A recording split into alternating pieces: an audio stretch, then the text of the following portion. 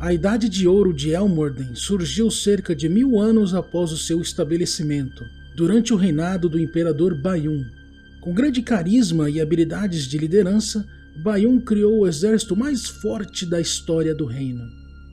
Este exército levou orcs que tinham considerável influência nas partes do norte de Elmor para a Floresta Negra, conhecida posteriormente como Reino dos Orcs. Além disso, o exército de Bayun liderou repetidos ataques contra o reino de Périos e eventualmente ocupou as partes do sul de Grácia.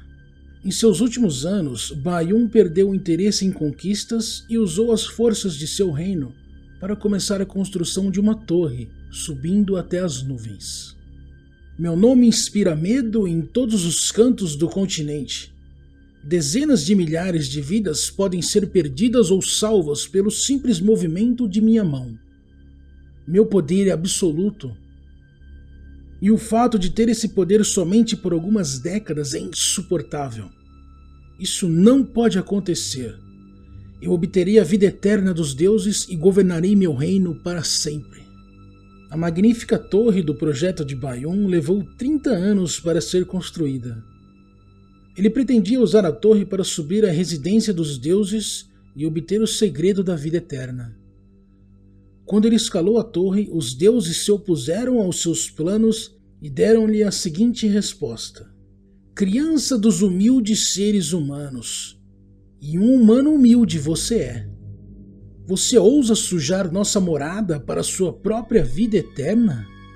Você não aprendeu nada com a lição dos gigantes? Muito bem, se a vida eterna é o que você deseja, nós concederemos a você seu pedido, mas você nunca deixará essa torre. Tendo trazido a fúria dos deuses sobre si mesmo, Bayun ficou preso por toda a eternidade no topo de sua torre. Após o súbito desaparecimento do imperador, uma feroz competição surgiu entre os membros da família real, na medida em que cada um disputava a ascensão ao trono. Numerosos aristocratas também aproveitaram a oportunidade para reivindicar o trono, deixando todo o reino de Elmorden envolvido em conflitos internos. Os custos e os requisitos de mão de obra para a construção da torre tinham enfraquecido o reino. O conflito adicional e a fofoca sobre o trono vago foram a última gota. O resplandecente reino de Elmorden, poderoso no continente há mais de 1000 anos, caiu em rápido declínio.